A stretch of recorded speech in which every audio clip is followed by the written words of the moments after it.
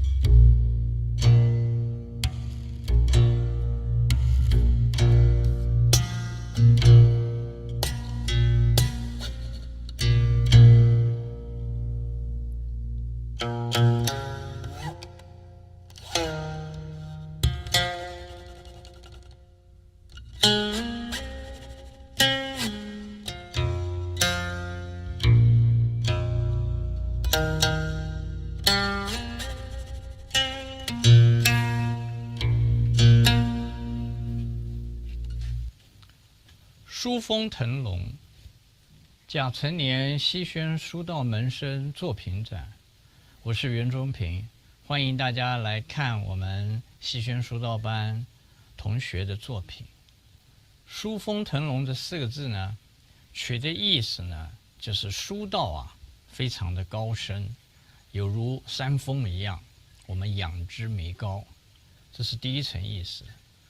第二层意思呢，我们同学写字啊，因为非常用功，堆叠成像一个书道堆叠的书峰。第3个，今年呢适逢龙年，我们在龙年举行这一个展览，所以叫腾龙，因为我们的书法线条啊，就像龙上飞鸟一样啊，以下如龙蛇走。那今年又适逢龙年，所以我们就取名为书峰腾龙，希望百尺竿头更上层楼。同学们呢，在书道的历程当中啊，可以持续的努力。这也是我从开始教书法以来，每年都为同学准备一个展览，让同学们可以鼓励他们积极的用功。结果这一次的展览也如预期的一样，非常的成功。我们来看一下。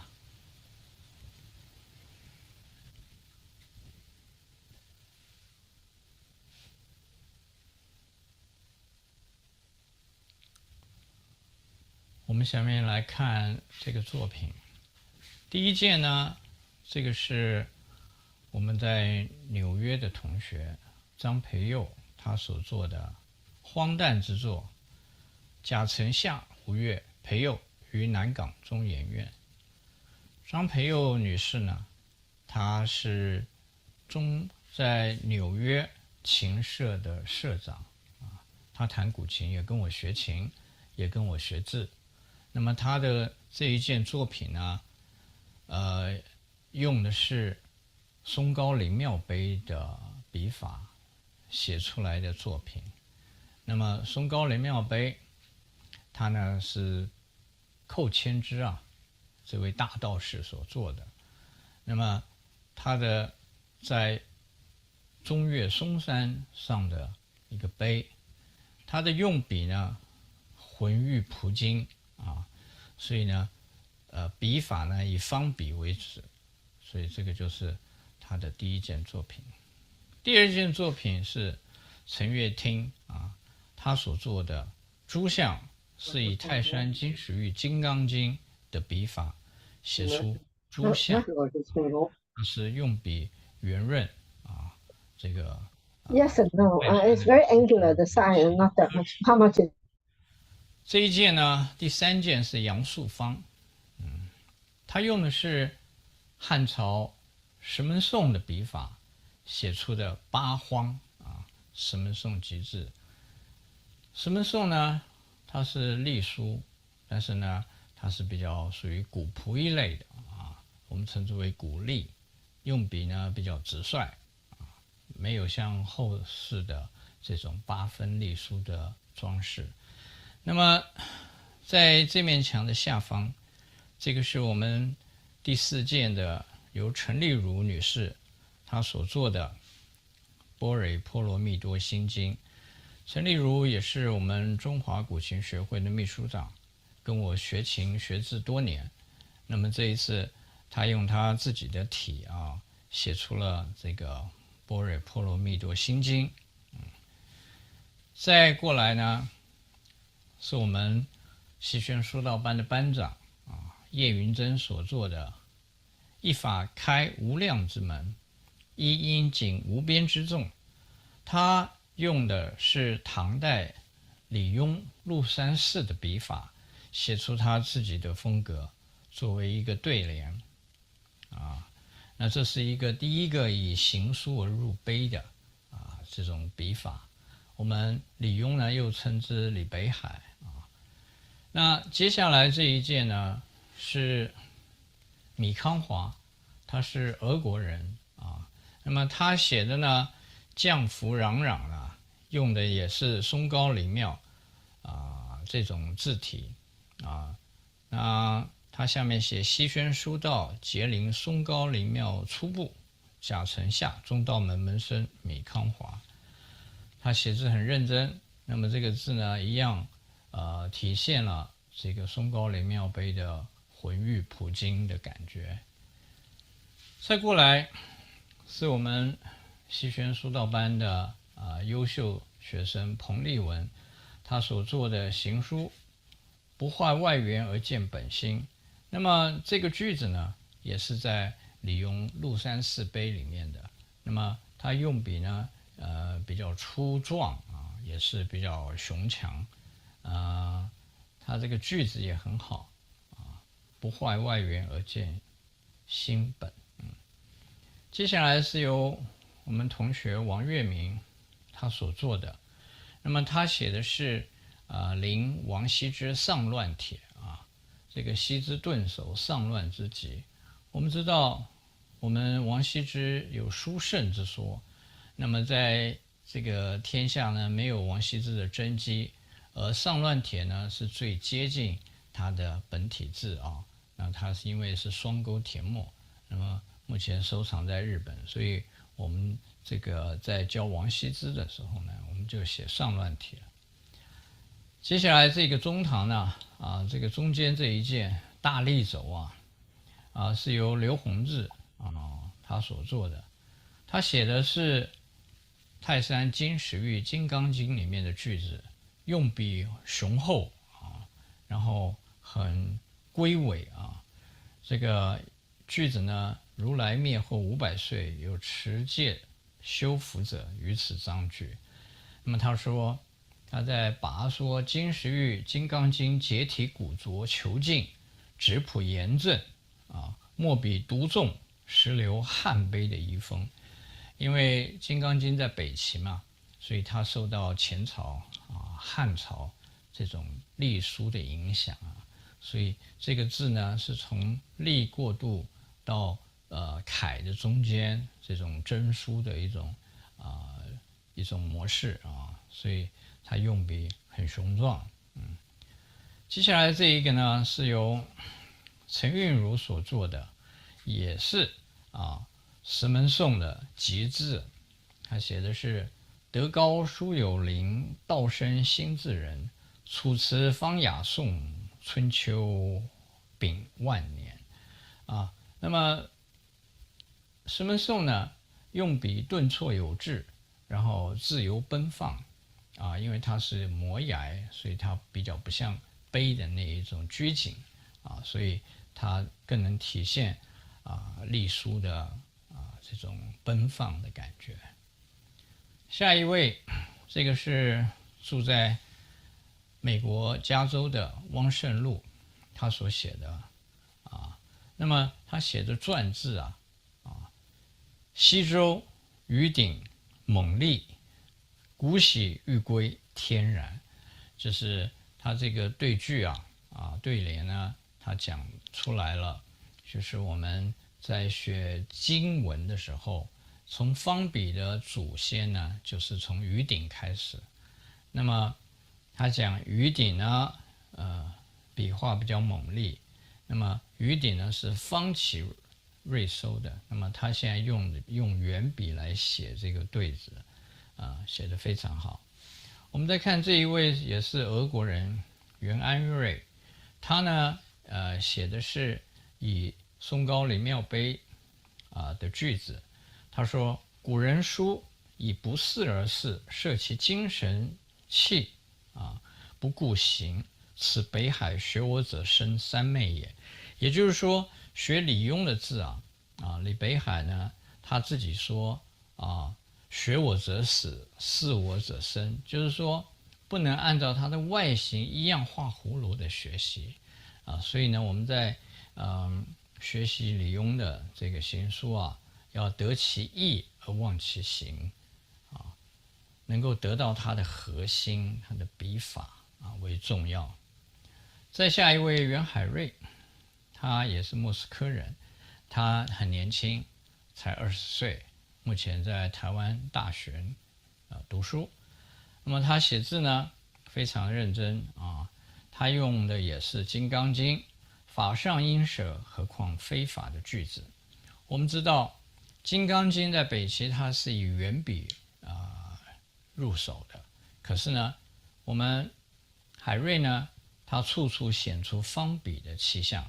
那这个就是它能够融合了有张骞的碑的笔意啊，能够把它运用在这个《金刚经》里面。好，那么接下来这一位是住在高雄的兰芷啊，他呢也是弹琴也写字，那么他也是用一个顿挫的笔法表现石门颂的特色。那这整篇呢，他用笔呢很轻灵非常的严整他写出东汉摩崖石门颂与同为东汉石碑礼器碑就是说他写的意思是说，在石门颂有礼器的笔意所以呢，他写了前一段是以石门颂的笔法来写，后一段是礼器碑的句子，他把两个合起来，也就是同样不变的就是笔法当中的顿挫，而在字形上呢，礼器碑呢更显得这个精微，而石门颂呢就更显得潇洒他把这两个合起来，所以因此东汉摩崖石门颂与同为东汉石碑礼器碑把它合并，这是非常有趣的一件作品。接下来也是俄国人莫什这位女士，她写的夫天之道也，东人而守，西夷而亲，这个也用的是唐代李北海的这个鹿山寺碑，他用笔呢比较轻灵，就自在灵动那么就充分的显现这个李北海他的行书的意思。我们要学王羲之的字就是要从李邕入手，因为李邕也是学习王羲之这一脉的。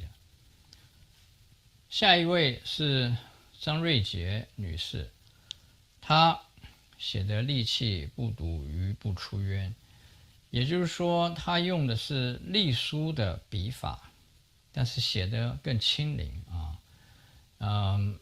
在她的用笔当中我们可以看到突出了一种厚重坚实的一种笔意，反而更显得轻灵秀雅所以这也是一件很好的作品。下一位黄丽娜女士，她呢是一位艺术家，所以呢她用在一个画铅板写个壁真两个字，这壁真两个字呢是出于龙门石刻里面的这种刻石，但是它有稍做一些变化更显得天真自然。那么这一件是我们非常有趣的一件文创，它是一个灯箱，那是由我们同学提供的，它可以关灯然后没有龙，一开灯龙就出现那这也是一个非常有趣的一件文创品。那接下来就是我为这一次展览所提的字，书峰腾龙4个字。好，以上就是我们这一次西轩书道班门生的联展内容介绍，谢谢各位。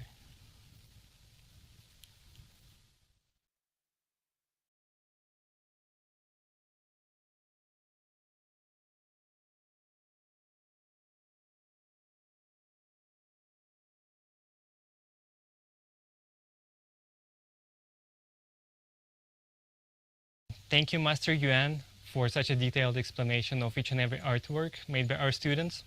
I'm sure now that you know the backstory of each calligraphy piece, it's so much easier to appreciate the artistry of each and every artwork. Now, I would like to congratulate everyone as we're approaching Mid-Autumn Festival. Our special greeting goes to New York Qin Society, We wish you a joyful festival. For those people who are joining us from overseas, or if you're watching it as a recording, we also send you our warmest wishes. Now, we transition to a musical part of this gathering. We'll be presenting 4 guqin pieces for you, beginning with me and the piece which is called Remembering an Old Friend. Following up by Yuan Jung, and his piece will be On the Pleasant Evening. After that, Wei Li, he will play The Geese Descending on the Sandbank. And concluding with Master Yuan and his rendition of The Mountain Stream Bubbling Over the Rock. I wish you have a wonderful day, and please enjoy the performance. Thank you.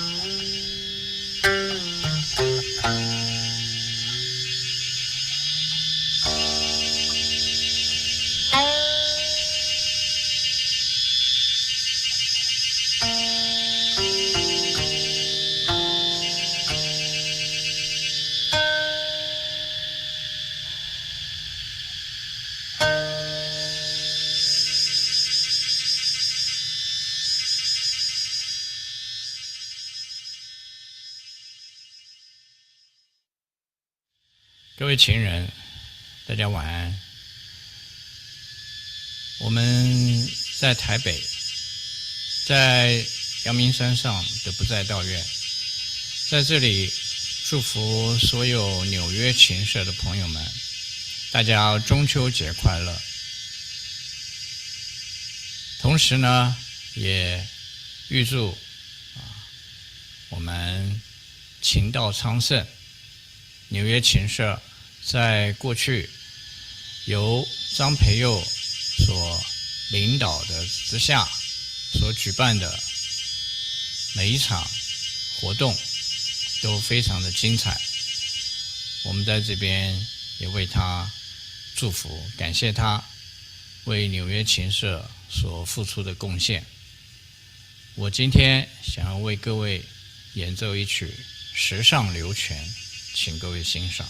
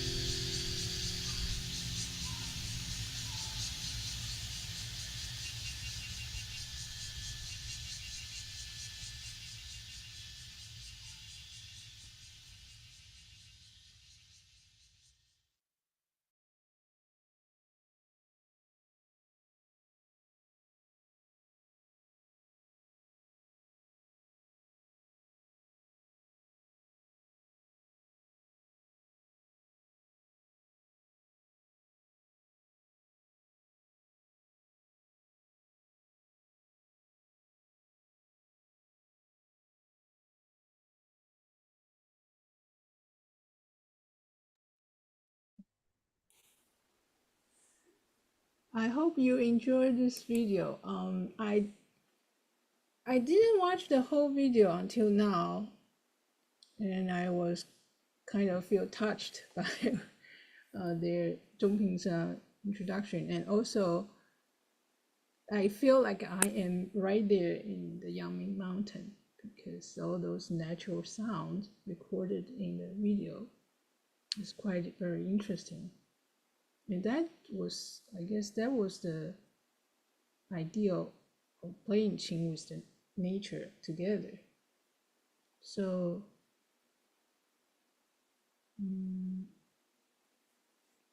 I'd like to hear your thoughts. If anybody wants to say something.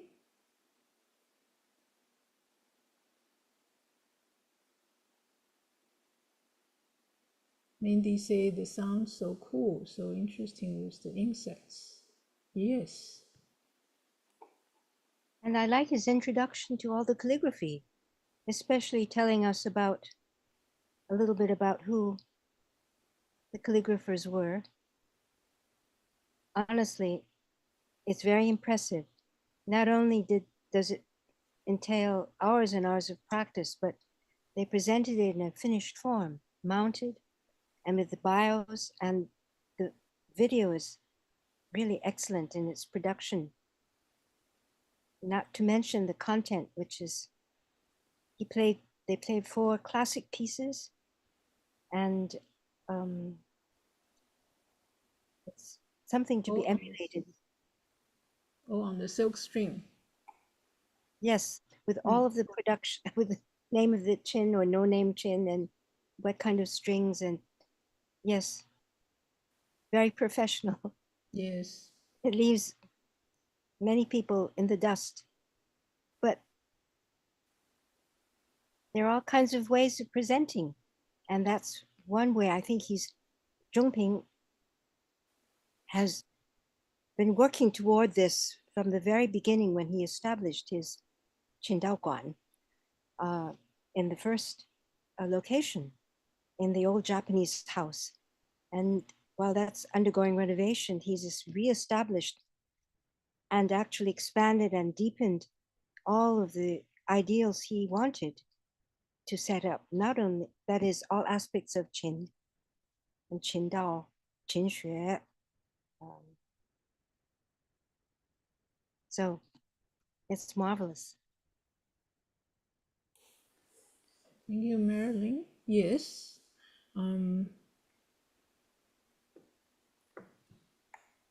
Mark, would you like to say something since you were there in Taiwan with Master Yuan? Oh. Yeah, I was there for 2 months this summer and spent many occasions up on the mountain and in Master Yuan's house. I would say the cicadas become somewhat overwhelming. They are quite loud. Yes.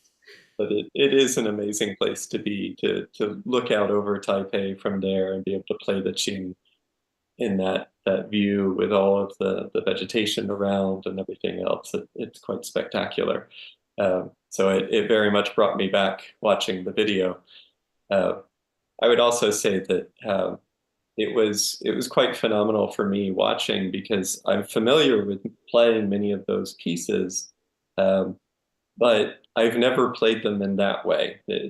I learned them differently, and it was really spectacular to hear the approach that was taken, and just it was such a thoughtful, methodical approach to how to play it. Every motion, every movement. It was just really amazing to watch. Really enjoyed it. Thank you, Mark. Yang, would you like to say something since you are live like the Daoist life? What do you think? Partly, I share some of Mark's impressions and reflections. I was there with Master Yuan. I don't know if it was 2009 or something like that, for an exhibition of Qin and painting, and participated in that and stayed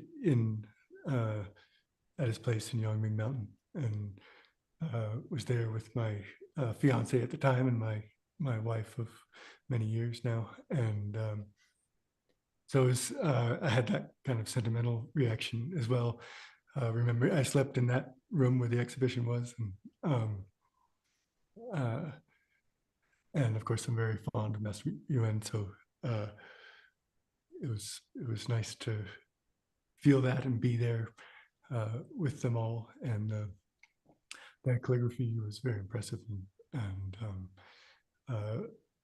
clearly embodying the source calligraphy in all these ways. To my frankly uneducated eye, but the feeling of it was that.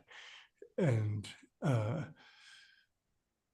Qin playing was beautiful. And I have at one point known each of those songs. I'm a little bit out of practice at the moment, but I really enjoyed that way. And yeah, Master Yuan really embodies both the Dao and the Qin in very clear ways. And I appreciate his depth of practice and his kind of thoroughness and completeness with which he lives into these traditions. Thank you, Yang. Alex, would you like to say something? Alex? Yeah. Oh yeah, I thought it was wonderful, especially, getting to hear another performance of, a piece that I just performed recently was that was really enjoyable and, took a lot away from that performance from my own playing. But yeah, I thought it was wonderful. Thank you. Anyone else?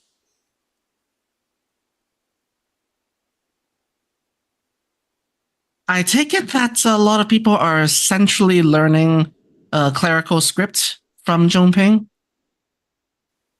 Those are his favorite tier. So he naturally chooses tier that he prefers. I mean, there's so many tier you could choose from, but he prefers the more ancient ones. There's we follow some certain time period, right?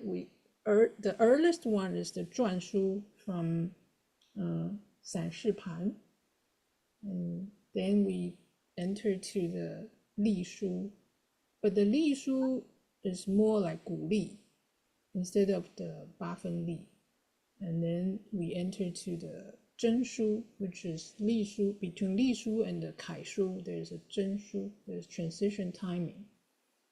And Master Yuan is followed the lineage of Zhang Longyan, and Zhang Longyan was learning from Hu Xiaoshi. Hu Xiaoshi was learning from Qin Dao Ren. So there's a lineage there.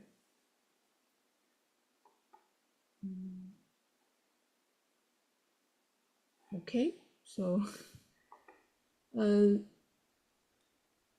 I also because the exhibition at the time, the student already practicing a lot of 隶书 at that time, so most of the students submit their artwork with the 隶书, the clerical style.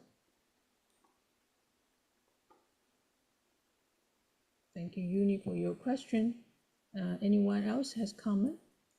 Ming Mei, do you have comment?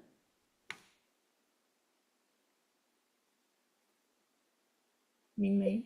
I half listening, so not this time. Thank you very much. Thank you. But I do enjoy the how to put it. I don't know to other people, but do this sound like silk strings to you guys? Yeah, it's a little sharp, right? Because yeah, it sounds like, at first I thought it's metal strings, but then I look at the caption, it's silk string, but it doesn't quite sound like silk string. And also another thing is, if silk strings, because I've just been to I visit Jacques Goumartic. Anyone know about him? The very, actually he was quite known in the past, the Belgian, and now he lives in Switzerland, Mo Kaiji, that's his name in Chinese. He's the one who recently sold his Qin for $5 million. You guys heard about him? I saw it Ming on your Dynasty. Facebook. Yeah, and the reason the Qin can sell for such a high price is because supposedly, not supposedly, I think there are proof that was owned by the prince, the Lu Wang Qin. Yeah, and when I Owned by played Lu his Wang or produced by Lu Wang? Luang, I don't know. Anyway, I visited him in his house, and I play his Yuan Dynasty Qin, Yuan Dynasty, because the Ming already sold. So of course he used silk strings, and the silk strings are actually very, very. When I played it, it is very rough to the hand. If you know what I'm trying to say, it's not smooth at all, and it has make that kind of some kind of sound. I don't know how to describe. Scratching sound. I think it's called scratching sound. It's a lot of scratching sound when I play that Qin with the silk string. But when I heard the four people who played just now, it sounds very smooth to me. I didn't hear any scratching sound at all. So it sounds like, I don't know, somehow it sounds like metal string to me, not silk string. Are those I noticed that the strings are produced locally as well as the Qin? Yes, they're supervised by Jung Ping, manufactured. It's another, China. But I just say that in comparison to Guomoji Gumakti's silk string, it sounds very, very different to me. It just sounds very different. Yeah, I would agree. I actually have two silkstring Qin, one that I purchased in China 5 years ago, and one of Master Yuan's that I just recently acquired that has his Qingming strings. And the Qingming strings are quite smooth, much more so than the other silk strings that I have. So it's definitely a characteristic of that particular set of silk strings. But I assume you like the smooth ones better, right? Or you like it a little bit rough on the hands? Honestly, they each bring a different personality. So it depends on the piece that you're playing. I think the rough strings I actually prefer for certain pieces. Okay. Others. Yeah, it's quite interesting. Mm-hmm. Thank you. Thank you, Ming Ming. Thank you, Mark. Thank you. Thank you. So, our next speaker is Ian, and I would like to say that Qin culture and Qin aesthetics are deeply connected to Daoist philosophy.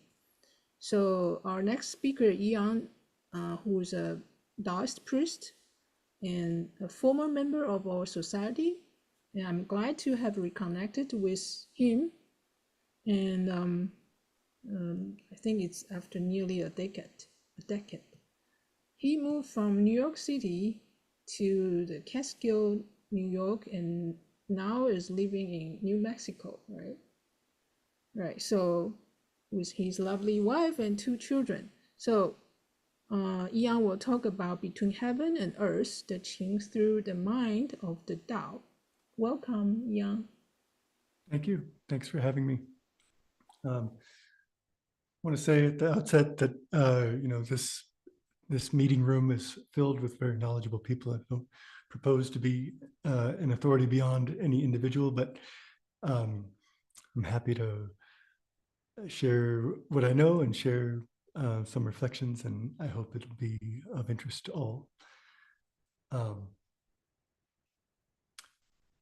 So as many of us learned as we began to learn the Qin or learn about the Qin, the construction of the Qin mirrors the Daoist idea of the construction of the universe. And more deeply, as I hope to explore a bit today, not just the structure of the universe, but the structure of the relationship between Dao and De, or non-being and being, this fundamental modeling of the relationship between experience and source. So We see in the Qin body some clear reflections of this model. The domed top is meant to evoke the pattern of heaven, and the flat bottom, the pattern of earth. And of course, the playing and the dynamics of change in the songs reflect the pattern of the human realm. And so in Daoist philosophy, we identify this tripartite structure of heaven, earth, and human, where heaven is celestial and above, earth is terrestrial and below, and the human realm is everything in between.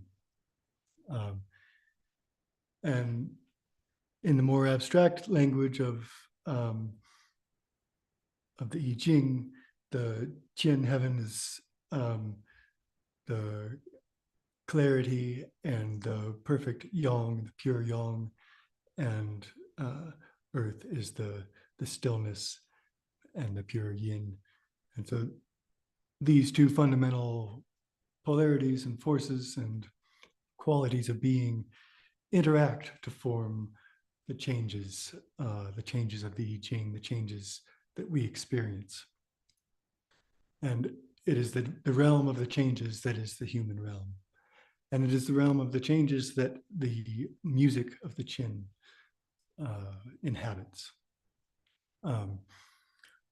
One thread I'd like to connect following on our discussion of silk just now, and we all know how it is so important in the history of the Qin, and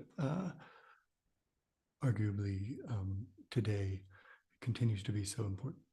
But one thing to recognize in that, in this context, is that the word, the character for Xuan, mystery, which is a synonym for Dao in many contexts, is a picture of a white silk thread descending from heaven, being dipped in the black ink, white being yang, of course, and black being yin. And this dynamic of the silk being the connection between heaven and earth is played out in Qin music as well. So another mirroring that we see is in the number of strings and the elemental correlations of the strings. There are various correlations drawn between the first 5 strings and the 5 elements or phases. The one that I like is that is to say, the ordering of these elements and the association with each particular string differs depending on the source of the information. But the one that I prefer is the one that comes out of the He-Tu, the river diagram. And it is the cosmological sequence, the kind of coming into being sequence, where the first string is water, the second string is fire, the third is metal, then wood, then earth. And as many of you know, the Qin was originally only 5 strings. And later, the sort of historical story and the mythological story are different. But in the mythological story, the Emperor Huangdi added the 6th and 7th strings to honor his dead sons at different points. But we have come to think of them as the 6th string associated with heaven and the 7th with earth. And so, we say out of the Tao came, out of the 1 came 2, out of the 2, 3, and out of the 3, the 10,000 things from the Tao Te Ching, chapter 42. And So this is what we're talking about when we're talking about the elements as well, because out of the three is the yin yang and the interaction of yin and yang. And it is the interaction of yin and yang that we see expressed in the 5 different ways that we categorize the different aspects of being: water, fire, metal, wood, earth. And heaven and earth being the yang and yin that are the source. So you can see the fundamental inextricable weaving of the model of the universe and the Qin music. In addition, the 7 strings have been associated with the 7 stars of the Big Dipper. And the Big Dipper we think of as the heart of the universe. It is, as the Dipper cycles around the pole star, it is not just a clock or a compass, but it is in fact generating time and space as we think of it in the tradition. So this passage, this movement of the Dipper, this movement of our 7 stars, the 7 strings of the Qin, generate being out of non-being, where non-being is symbolized by the pole star, and that is the heart of the Tao, the emptiness, the pure yang, true reality, true lead, true seed at the center without location. So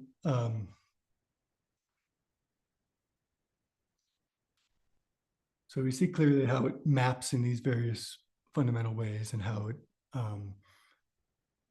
clearly developed out of a Daoist mind and in concert with Daoist culture.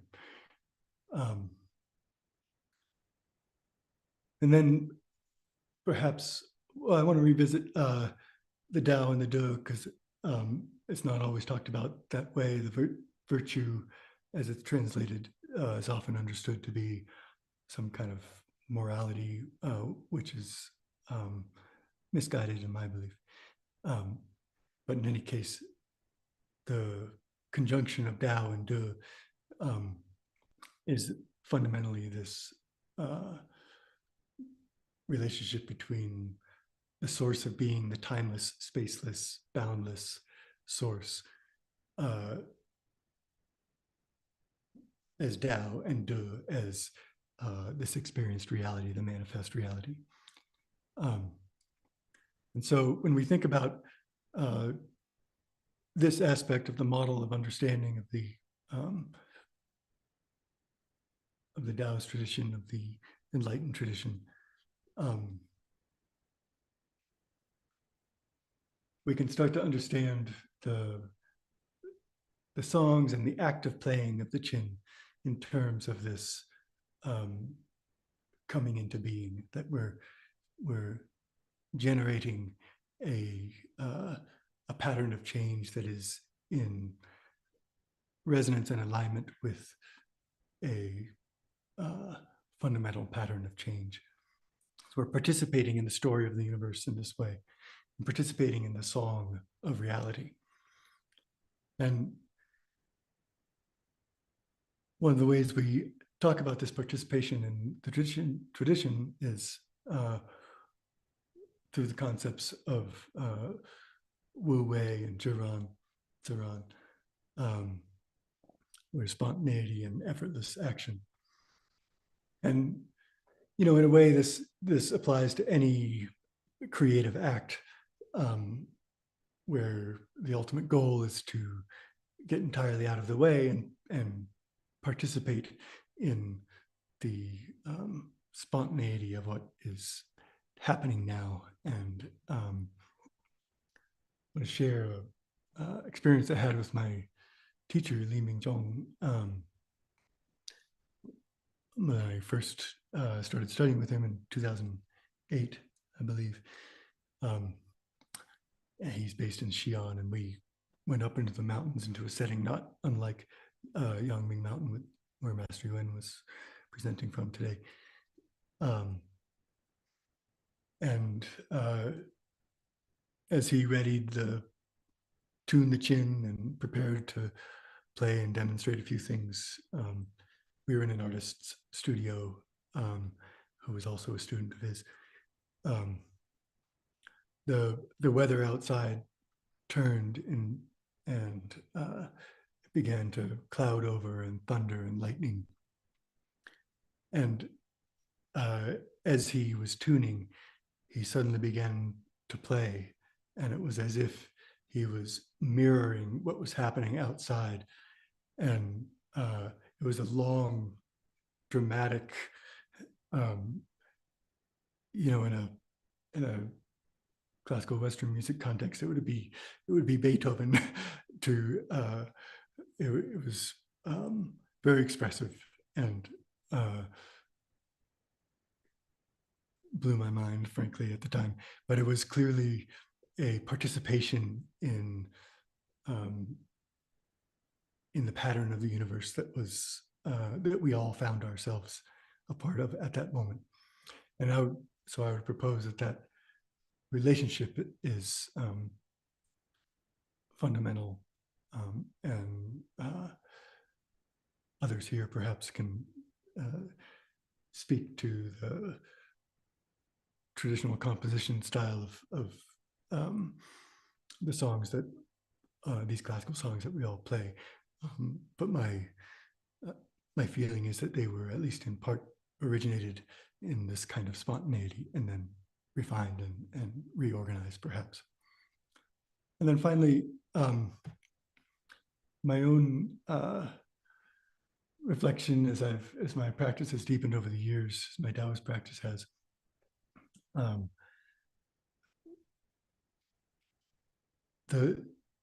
I've come to understand the patterning of Qin songs, which the ones that I've been exposed to and learn all have a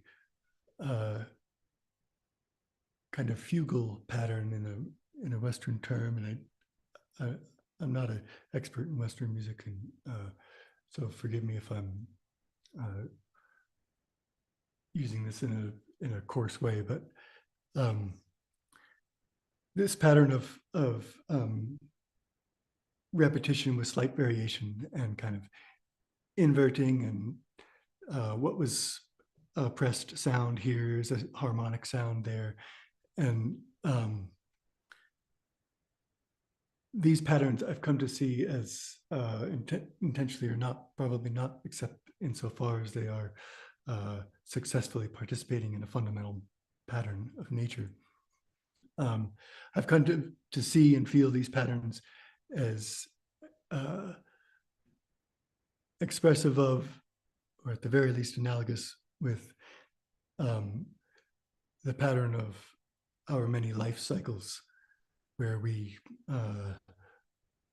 come in with a pattern and we repeat with slight variation patterns that we've lived before. So those are my current thoughts and ones that I would like to share. I hope it was of interest, and yeah, that's it. Thank you for that. Yes. Anyone has question for Ian? I have a question, actually. Ian, we met a while back in Montreal. Yeah, of course. Yeah, good to see you, Dan. See you. Share some time and space again. Excuse me, my head things are wearing out. I just got to switch to. Okay, now I can hear you. Yeah. Yeah. So I was wondering if you could share, when you're playing guqin, does it intersect with your Daoist meditation practice in some way? Can you maybe articulate any way how that might happen or not? Yeah, I would say my relationship to them is the same, in the sense that I try to establish the structure and then and then let go. So like in meditation, that is establish the posture of the body, the orientation of the heart, the posture of the mind in a sense, and then let go, let it be. So with the Qin, I'm not as facile as I am with meditation, but you know, in the same way, I try to establish the structure of the song and the striking of the strings and the pressing of the strings, the sounding, and try to learn it well enough that I don't have to think about it, and then get out of the way. Do you have any, I don't know, sort of energetic interaction with it? Like I noticed when I was learning some Tai Chi that I would then go and play the Qin and was like, oh, this, like all this Tai Chi stuff works with like pressing the string and things like that. Yeah, for sure. I mean, I think that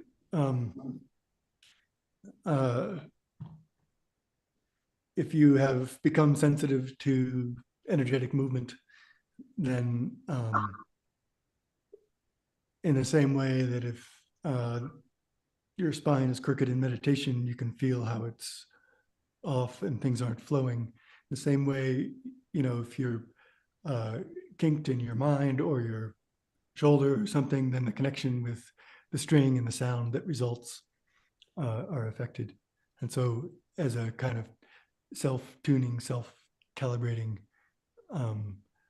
tool set skill, I find it directly applies. And learning from Master Li, who was a Bagua practitioner, he would sometimes explain himself in terms of the martial impact, you know, demonstrating some sort of forceful strike. And so I feel that link sort of anecdotally as well.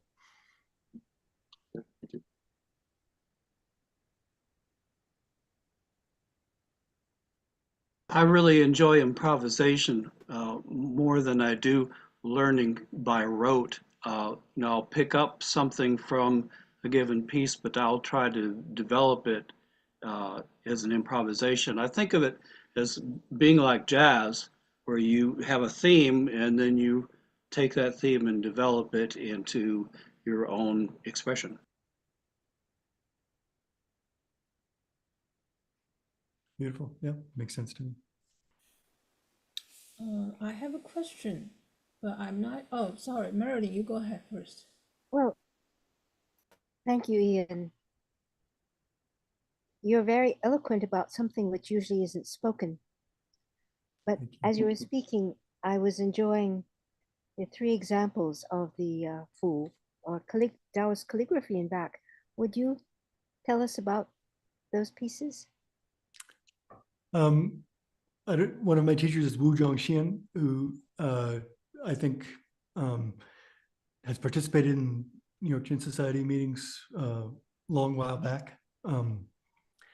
And so I'm sure you were there, Marilyn. So these pieces are by him. The one behind me, centerpiece on my altar, is one associated with the, or expressive of the 3 clarities, Santing. The other 2 are related to a 12-part Zhengong cultivation realization form that we practice, that comes out of the Ume tradition.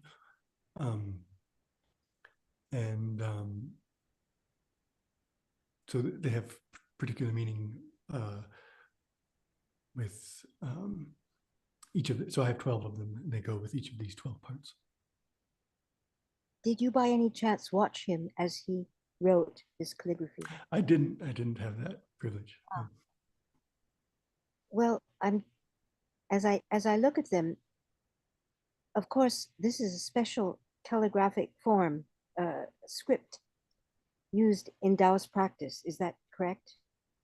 And also yeah, it's cloud writing, and the manner of using the brush is different than calligraphy.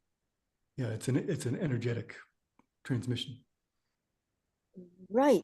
And maybe Peo can add something to this, but just on observation, since I haven't had a chance to watch a Taoist priest adept writing, but it looks as if there's a lot of looking at the Sancai He, for example, it's not a straight line. And it looks as if the brush is resisting the paper as it's moving along. Peo, maybe could you add something to that in terms of how the brush worked? I mean, like a 顿挫. Stop. Yes, it's 顿挫.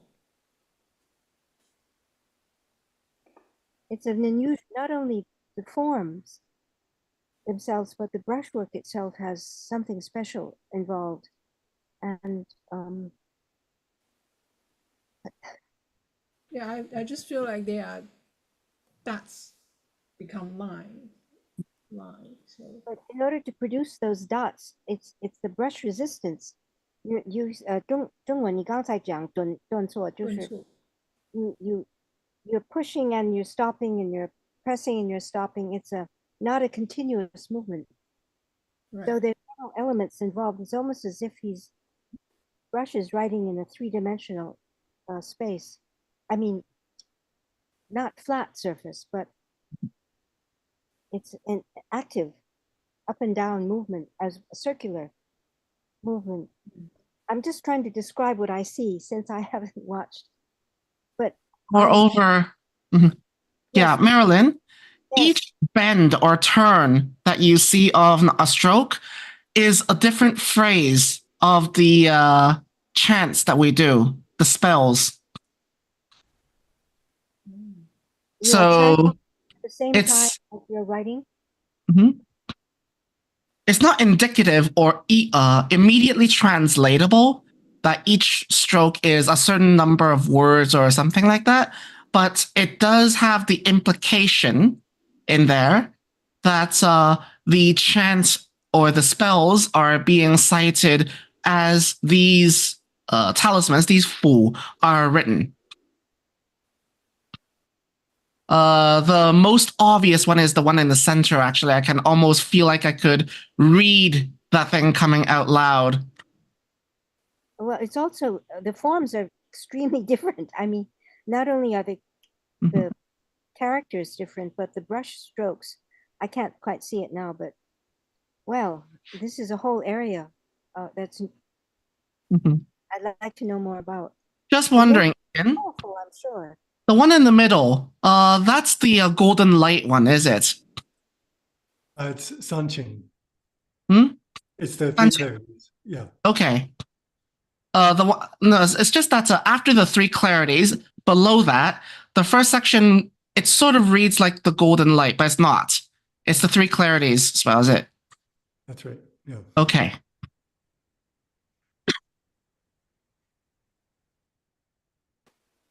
Right. Okay. Thank you. I like to ask Yan. I watch your YouTube videos, several of your YouTube videos, and I personally feel they help me a lot. One, you talk about soul. What is soul?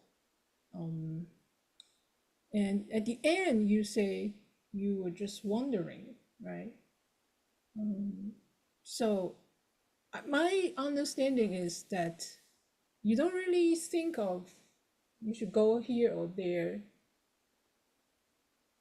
right? You're just wondering if you are aligned with the center. So I found that's interesting. Would you like to just talk a little bit more about that? What is why are you wondering to be aligned in the center? Is that because you don't want to actually get interrupted by other thoughts? I'm not sure quite which video or explanation. So is it one of the Dao De Jing explanations or is it something else? it's not about Dao De Jing. It's just the title is like, what is soul? Like, where are we going? Soul, or soul. Let me see. Yeah, I mean, the Leo, way I what think about, are you talking about? Sorry? When you say soul, we don't know which. SOUL, soul. Human soul, Soul. SOUL. SOUL, right. Sorry. yeah, This moment. may have been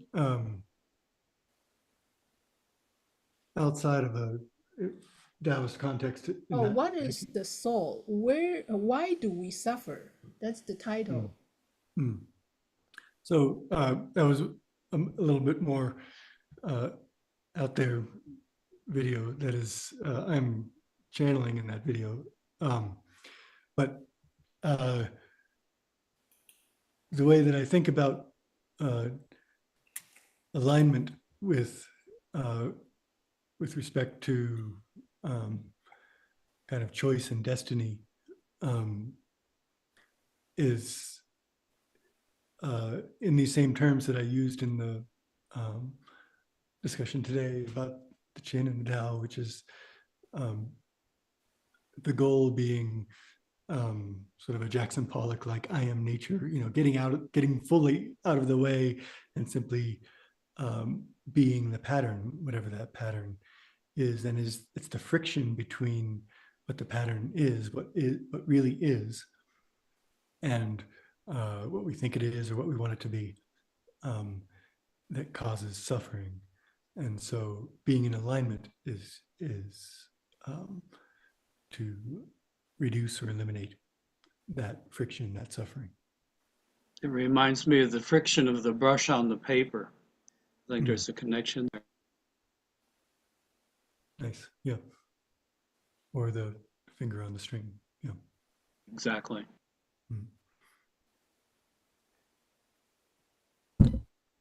I see.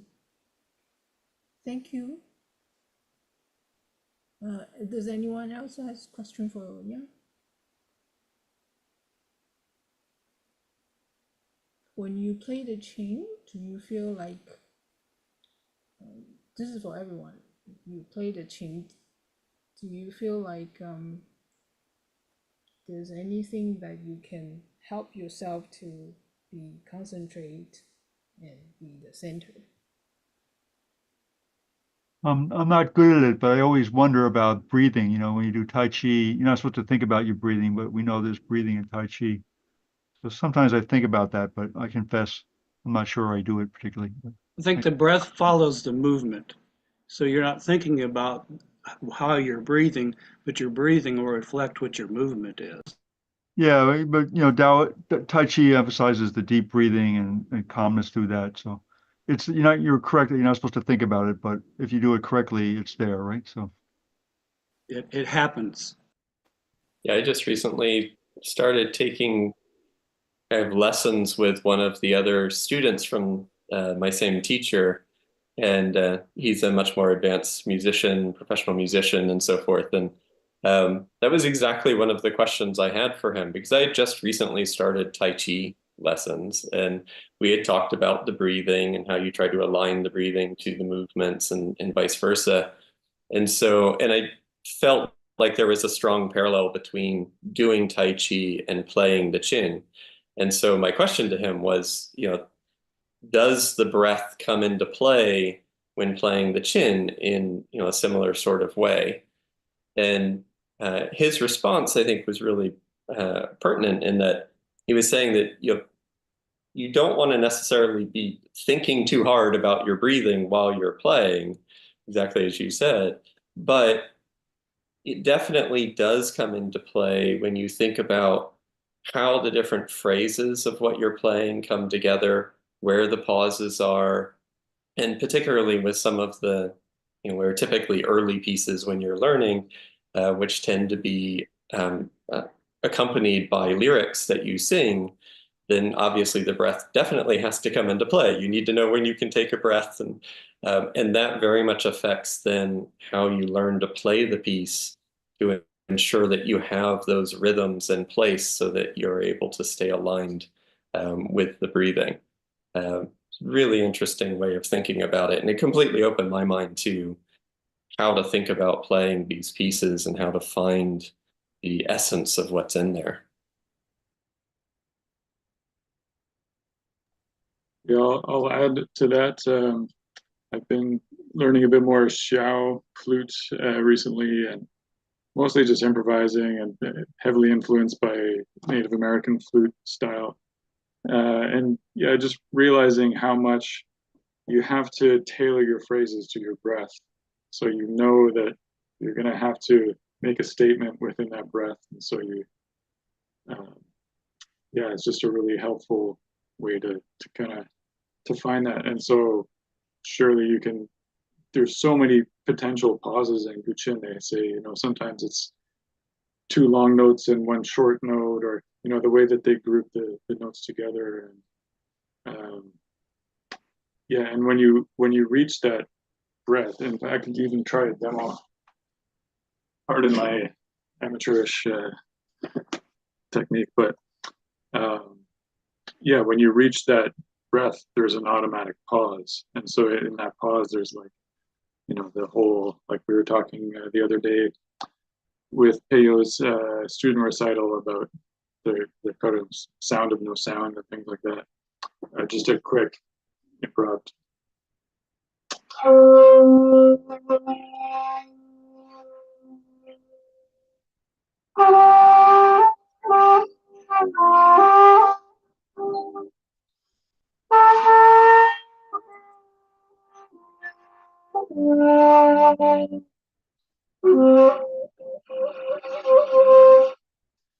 So I know where those pauses are going to be, and so it forces you to kind of go, still point or whatever for that moment. And yeah, so that could work transferring over to guqin.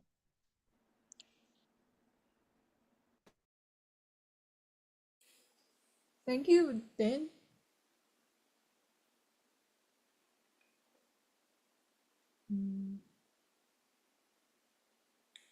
Anyone else?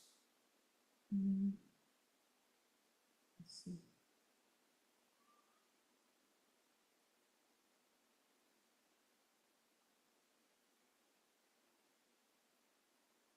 No more question for Ian? I have one. Yes, Mindy. Hi. Yeah, could he say a little bit more about the Big Dipper? Because that's just so interesting to me. Big Dipper. Big Dipper. The constellation that's often used in Daoist inscriptions. Yeah, like how he was saying, like the Big Dipper is the heart of the universe. It circles around the pole star. That was in another video, wasn't it? Or was it today? Yeah. We said a little bit about it today. Yeah, he mentioned it. Yeah. Yeah, and the 7 stars correlation with the 7 strings. But yeah, I mean, if you have a specific question, I can try to answer it. But okay, yeah.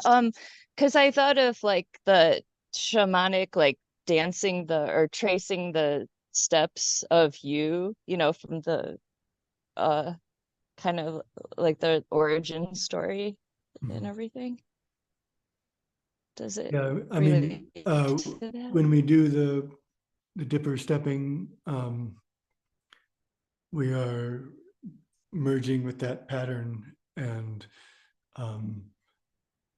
tracing it kind of, we spiral around each star as if in the same way that the dipper spirals around the pole star, and there's a kind of entrancement and liftoff that takes us out of our small self and towards center. So it does relate to all of that, and just as fundamentally. when you do that, is anybody playing music, or is it in silence, just out in nature? What is it like? The version I've learned does have a Qin song associated with the 16 character chant that goes. Oh, wow, that's so amazing.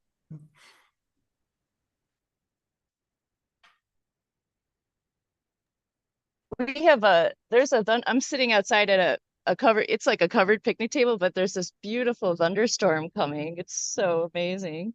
Nice. So it's perfect. Well, take a shelter later. So Don't stand out in the open, the thunderstorm. right. Too much light all at once.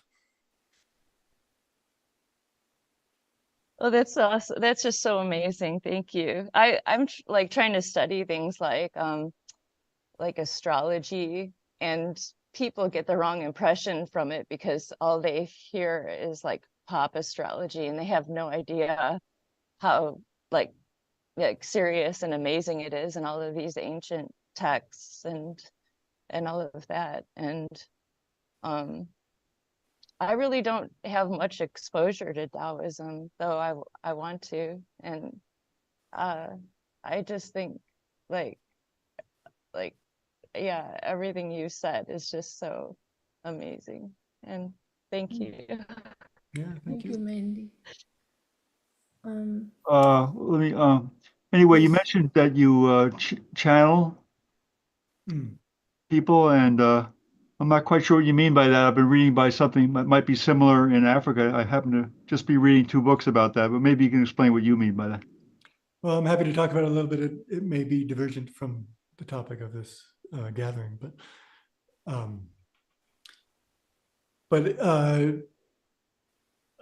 I've essentially always channeled when I teach, and kind of the first, I would say, 3 to 5 years of my immersive practice kind of culminated in a certain way, and I began to teach, and that culmination was accompanied by the presence of Daoist immortals sitting at first before me, and then beside me, and then eventually within me. And once they were within me, it would sometimes be that teaching that was coming through. And then more recently, a kind of a different energy, or maybe a prior energy, named itself as Thoth, the Egyptian god. So that's been part of something I've been working with. But so it, you know, there's a way to understand channeling as simply what we all do all the time, certainly in any creative act anyway. All that's happening that's different when somebody like me might name it as channeling is that we are even more so out of the way, and perhaps the energy coming through has a particular stamp to it, a particular pattern to it. It turns out lots of musical traditions have relationships to some form of channeling, it turns out. So I'm curious about it. Yeah, most of the Taoist scriptures were channeled.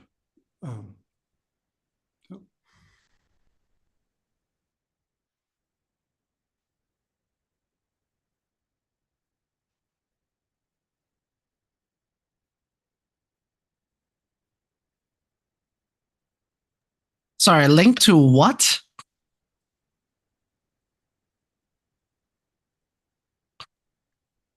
What question, Uni? Question for me? I don't understand. Sorry, mind if you repeat the last statement? Most of the Taoist scriptures are related to... They come from channeled. You know, like directly inspired. They were channeled to begin with. I see. Now I see what you mean. Sometimes explicitly, like they'd have these spirit boards. They would write them in sand during a ritual channeling. At least for the canons, the Jing are. Sure. Yeah, not the entire canon, but many of the pieces that we continue to chant and study today originated in that form. Yep. Okay. So I think that's good for young art. Anyone else has question? If not, we will move on to the next. Yes, thank you for that. It was a good talk. Yes, not a question, but I just wanted to compliment Ian on the comprehensiveness of his website. I tried to look at every aspect and something as direct as the painting with all of the terms giving pictorial form to what we usually have read in textual form. I found really interesting.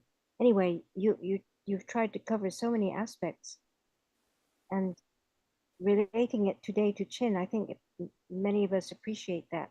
It's very fundamental. Thank you. Okay, thank you, Marilyn. Thank you, Ian. So we would like to move on to our next section. We would like to introduce 3 new friends. First, we have Mr. Mark Johnson, a student of Lu Peiyuan, who will share his Qin performance of Liang Xiaoying. And so, Mark, your turn. You want to say something? Thank you. Yeah, so I started learning back in 2016. And so for 4 years, I studied under Lu Laoshi up until just before the pandemic. And then I was actually away from the Qin for another 4.5 years. So there's a lot of turmoil around me from the pandemic, from my work environment, and so forth. And it became exceedingly difficult to concentrate and to be able to play without a lot of frustration and so on. So it was actually this past summer when I was in Taiwan and had a chance to meet Master Yuan that I finally had a chance to kind of release a lot of that and return to the Qin. So I've actually been literally went back to the very first pieces that I learned, and I'm in the process of relearning them. Along those lines, I'm finding that my hands remember more than my brain does. And so they're coming back well. Lu Laoshi gave me a very good foundation, thank goodness, and I was very thankful for him taking me on as a student. I had no significant musical background before that time. So this was really quite an endeavor. The Qin is something that I happened across when my wife was learning erhu, and we went to a local instrument store in Hacienda Heights called Sounds of Asia or Sounds of China. And they had several Qin up on the wall. And they immediately kind of jumped out to me, and I found it very intriguing. Just something about the simplicity of the design and the 7 strings. And that immediately kind of sent me on a frenzy of trying to learn as much as I could. I had some sense from some movies and stuff of this instrument that I had seen or heard. But I immediately jumped on the internet, as one does. And in that process, came across a couple of publications, which you'll recognize, that were incredibly helpful. Dang, you're still using third edition. Just to let you know, fifth edition will be coming out very soon. I'm getting the proofs sent to me right now. I get the update. But yeah, 2 weeks later, I was back in that store purchasing my own Qin, and had been given the phone number of Master Lu to call, and I found some of his videos online, and was just phenomenal. Yeah, it's just blown away that he even took me on as a student, given that I had no musical background at all. I've never touched this instrument. My Chinese is minimal. My wife was born and raised in Taiwan, and moved here to the States as a teenager. So I pick up a little bit here and there. Our kids are both in the dual language Mandarin English program, so but I have the vocabulary of a 2-year-old, basically. But there's something about this instrument that really called to me, and continues to. And with that, I will switch to the video. So this is let me see. Do you know how to share? Yeah, it's not letting me optimize for video sharing, but it will let me share the sound. So if we have any trouble, let me know.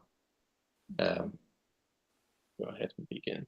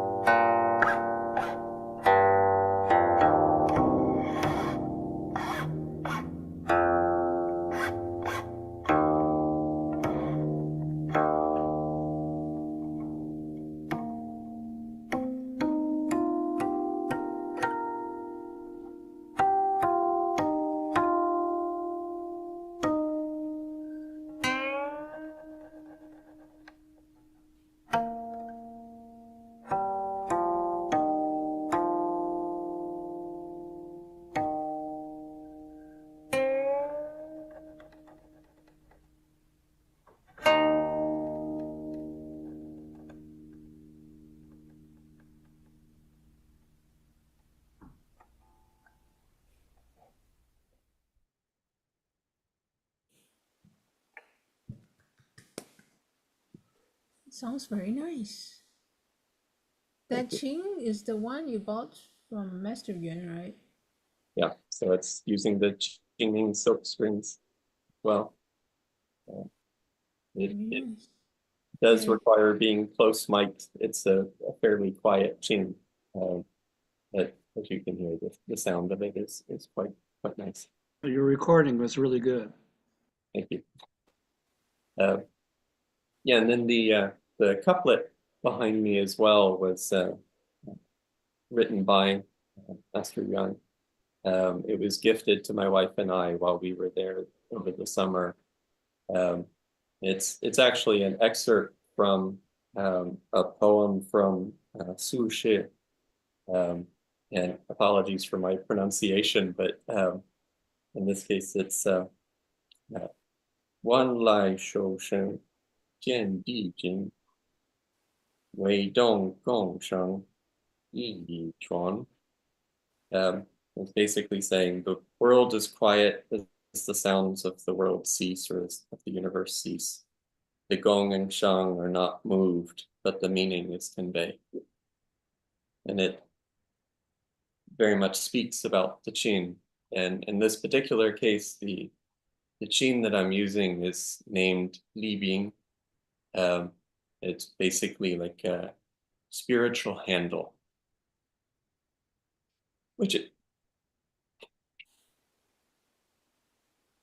Spiritual What's the handle. first character? Right. What's the Chinese character? Yes, can you show us the back?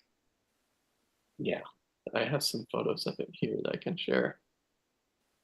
So this is the instrument. So it's Jung Ping's own design. Ling Bing. Oh.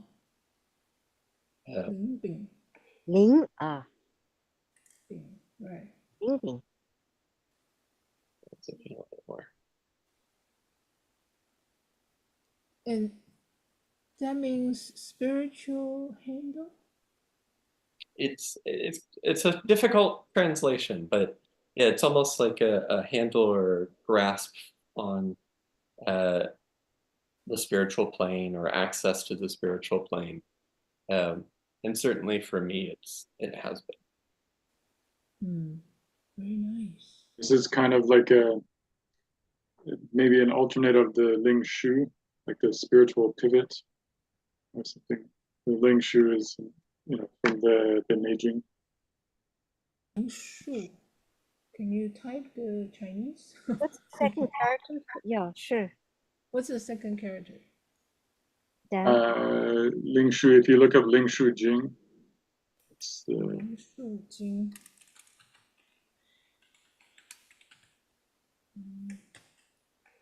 Do you know what's the meaning of the second character? For Ling Shu, Right. they usually is translated as pivot or mechanism or hinge. Oh. But it sounds a bit like that because the Ling Shu Jing is one of the two texts of the internal medicine canon, the Neijing, and I think there's like entire books written about the title itself and what the spiritual pivot actually means. But I guess maybe one of the things would be that it's the shen, like the spirit or the heart, or there's all these different things that can be sort of the doorway to spirit, especially when you're dealing in healing. What's like the hinge and the doorway to access spirit and things like that. I still couldn't find that character. We need to do a little research on this one, Dan.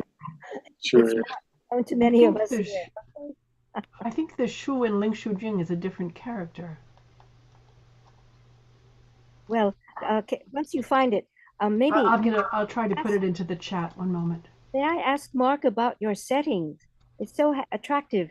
It looks as if you built it, or you had wood paneling. We did. This was when we originally acquired this house. what was behind me is a giant brick fireplace. We're in the master bedroom, and this bedroom had originally been a living room with this 14-foot wide brick fireplace that was a bit domineering. And taking it out completely and renovating the house was beyond question due to the cost. But we were able to creatively come up with a different use of the space. So this is in large part my design. We worked with a contractor to construct a space that my wife is able to use. So if you turn a little bit over here, she has her work area. I have my chin up on the wall there. It's like a tokonoma. You built, converted it into an Asian space. But right in back of you, you have a what looks like a moon window. But are those doors that open up, or what are they? Yeah, they're doors that open up, and we have some stonework inside. Here, I can show you. It's all lit. I have a few things in the way, but yeah, the door is open. There's not a lot of storage or not a lot of space in there, but it's enough for some stonework that we have. We're trying to work on the stand for it and so forth for the display. Are you an architect? No. My brother is, but I'm not. You had to draw that design for the people to construct it. Yeah, it came together kind of piece by piece. But it was problem solving. That's sort of my main area of expertise, is trying to come up with solutions to problems and doing it in new and unique ways. My question is very simple.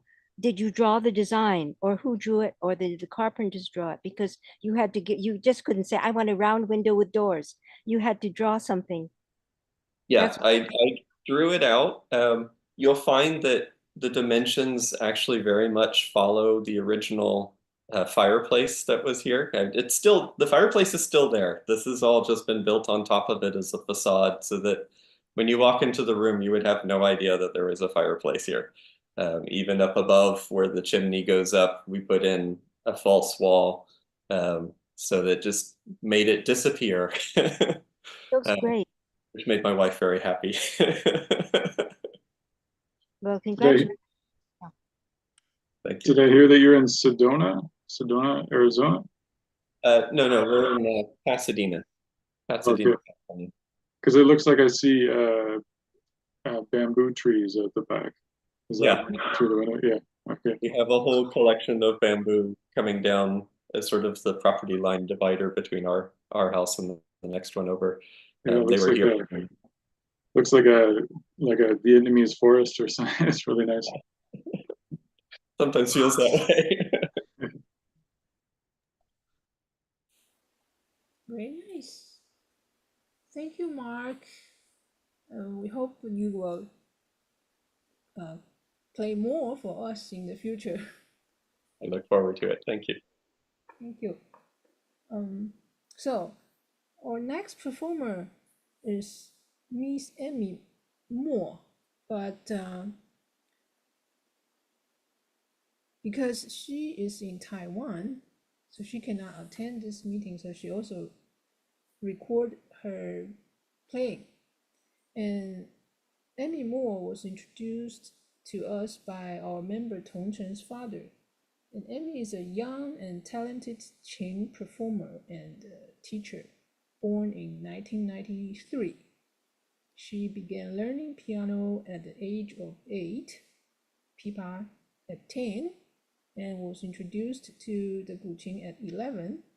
She holds a master's degree in music from the Taipei National University of the Arts, Taipei艺术大学, with a major in guqin. And with over 8 years of teaching experience, she has participated in numerous guqin yajis performances and lectures of various sizes. So, due to her location, she cannot attend today's yaji in person, so she has pre-recorded a greeting and performance. In the video, she speaks in Mandarin. And she thanks to Mr. Chen for introducing her to the New York Qin Society and apologized for the video quality as she had to use her cell phone to record her performance of Dongting Qiusi, Autumn Thoughts at Dongting Lake. And she also sends her best wishes for a happy Mid-Autumn Festival to everyone at New York Qin Society. So now I'm going to share the video.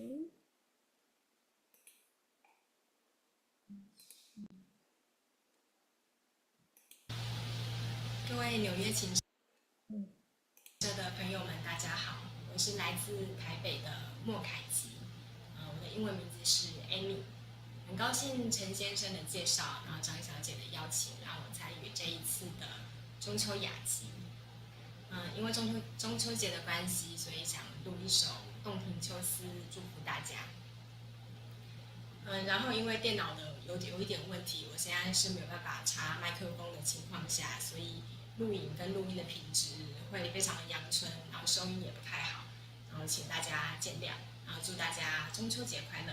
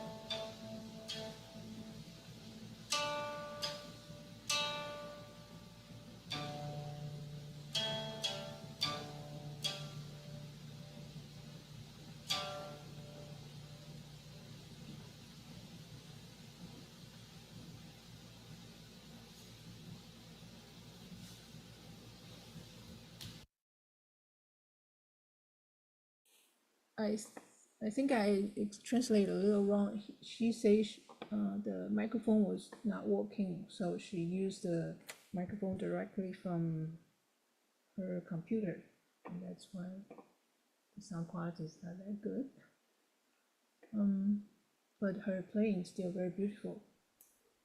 Let me see. Right. Okay. Was she using silk strings or metal? It's metal nylon. Yes, it's very sharp. I mean, that's sharp to me. Not what Ming was asking about Zheng Ping's. Right, it's different kind of sharp. Right. I think Zheng Ping's silk string sounds special because the qin, not just because the string, it's also because the qin. The qin, he supervised. The qin was made by his supervision. I mean, Zheng Ping's. So it has certain sound quality. I think that's only from Zheng Ping's qin. And yes, it didn't sound sharp to me, though. I mean, that's when Ming said she thought they were metal strings. I was a little surprised. My hearing may be different. So anyway, that's Mo Kaiji and Mo. Now, I'd like to introduce our next friend, a talented young composer, theorist, as the musicologist and a performer. His name is Hippocrates Zheng Jingnan. So Jingnan, you're here, right? I see you. Everyone, hi everyone, can you hear me? Yes, good to see you here. And so Jingnan studied the guqin under Dr. Cai Chun Yan, Xie Junren in Hong Kong, and composed. You can see the introduction in the email. He composed. I post a link there. Right? He composed a very interesting guqin piece, modern piece in 2022. And then this fall marks his first semester teaching music theory and composition at SUNY Binghamton. So welcome, Jingnan. Can you introduce yourself more if I do? Yes. Hi everyone. I'm very happy to be here. It's my first time joining the meetings, and also I just moved to Binghamton this summer. So I was studying in Indiana U, and then just graduate with my doctorate in composition, and then I got a job in Binghamton. So we moved to Binghamton. So we are very new to New York and New York State in general. So, but we met Zhang Laoshi in an ethnomusicology class organized by another colleague. So that's how we met. And then she is very kind to introduce me to all of you. So I'm very happy to be here. I also practice a bit Qin under my teacher in Hong Kong, and he is also an ethnomusicologist and focusing on the tuning and temperament of Qin. And he played Qin and composed music for Qin. So he's also inspirations that I write music for Qin and other Asian instruments. So I'm very happy to be here and would like to talk to each of you. Thank you. So you say we, you have your wife with you, or?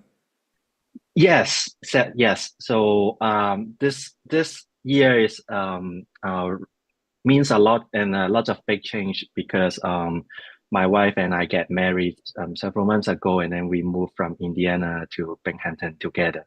So we are still settling, but I think we are doing quite fine now after a few weeks. Cool, great, congratulations. Thank you.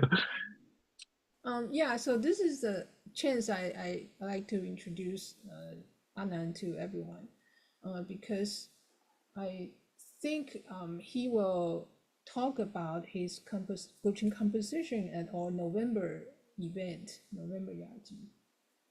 Is that right? Right. Yes, and I can also share the link if you are interested, and if you have time, you listen to it, and I will talk about that in the next meeting. Maybe. That would be great. Yes. Okay. So does anyone wants to chat a little bit with Anand or any question for him? Yes, tell us how you pronounce. How should we? 我们怎么样称呼你? Right. Do you say it in the Greek way, or since you're using Hippocrates? Yes. So it depends on who. I mean, I talk to who. Like, so my friend in Hong Kong, they call me Anand. So that's like taking the part of my first name. And then people in the US or other English speaker call me Hippocrates. And Hippocrates is also my legal name. So my mom is a nurse, so she gave me this name when I was born. So this name is also on my ID card. So you can call me Anand or Hippocrates or Qing Nam, whatever you want.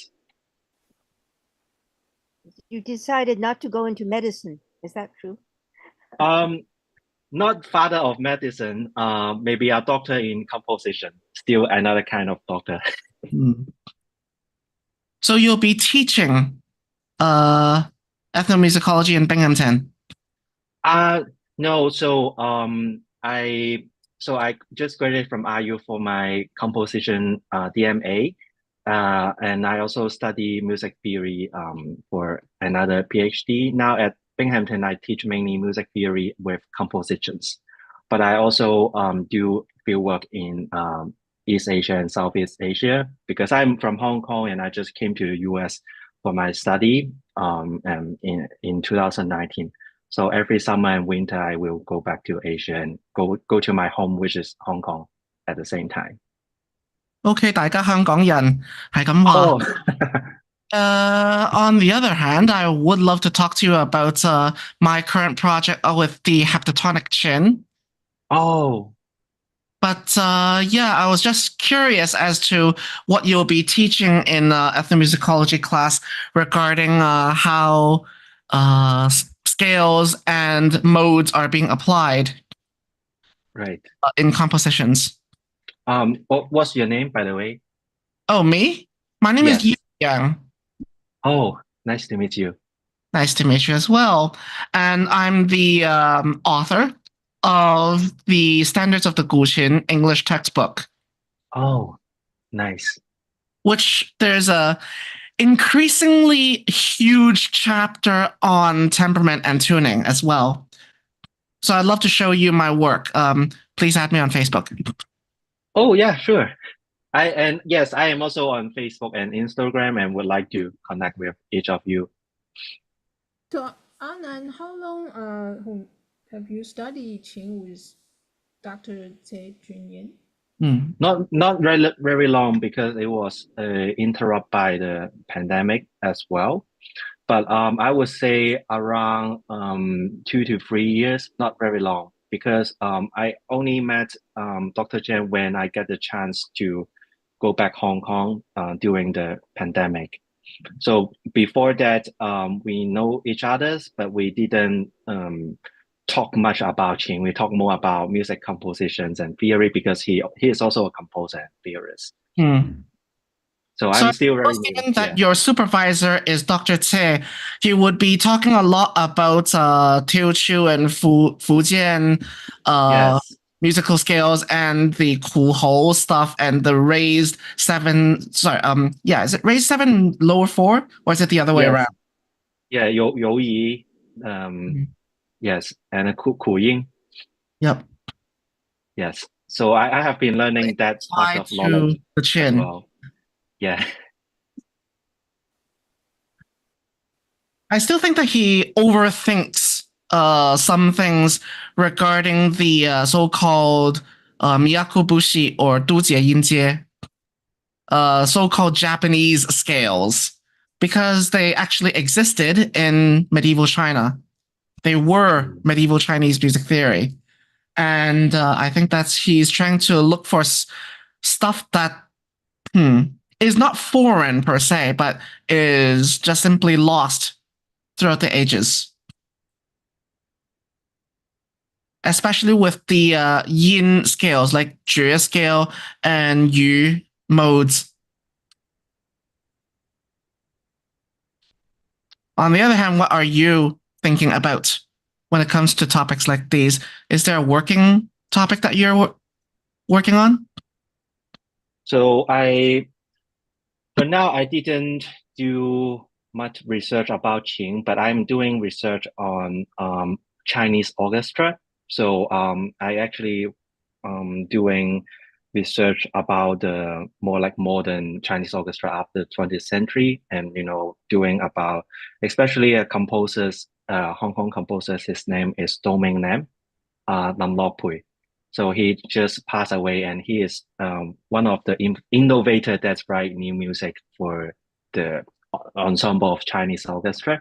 So he passed away last year, and then I was doing field work and organize his stuff and writing articles about his work. So that's what I'm currently working on. Okay. In other words, the long. Oh, go ahead, Marilyn.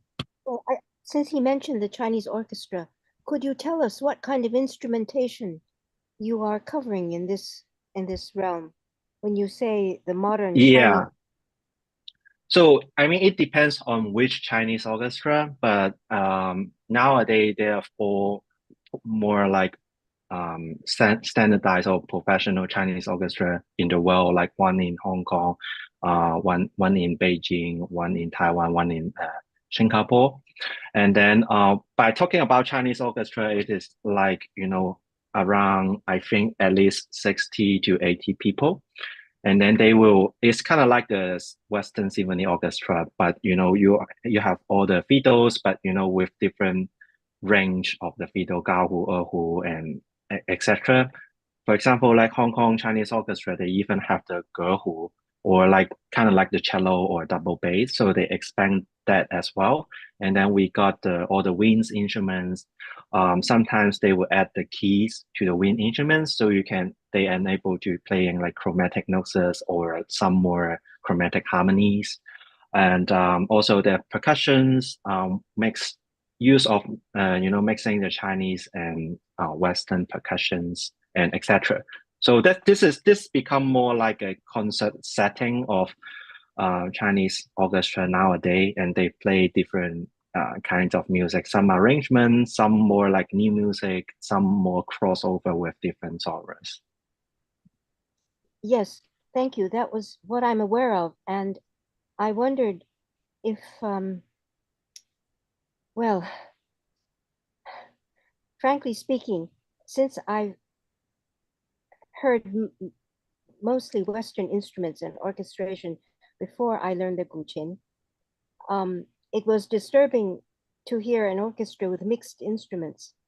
So I say it was a surprise, because when you say Chinese orchestra, I expected it only to be Chinese instruments or just Western instruments imitating Chinese sounds, which also happens. So I suppose. Yes. Yeah, I mean, when I talk about Chinese orchestra, it's still mainly Chinese instruments. I think the mixing part will be percussions. For example, like they use some timpani or glockenspiel or a triangle. But other than that, other instrument family are still all the Chinese instruments. But also some instruments within the family are kind of like modernized, because some instruments, so for example, some instruments is kind of like remodeled with added keys. So kind of like the oboe or clarinet that you can play chromatic notes and etc. And not to mention the giant sheng. Yeah, so you also got the low sheng, which kind of like a small organ, chamber organ, and there are buttons and etc.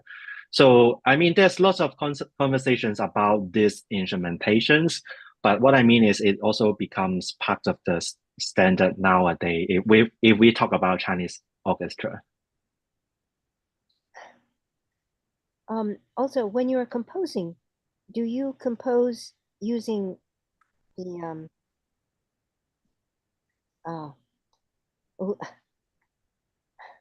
Wushenpu, or are you talking about composing in the tablature of the instruments, of the traditional instruments themselves? For example, when you composed your guqin piece, did you compose it using Qin tablature, Qin pu, or Yes, I do both. instrument?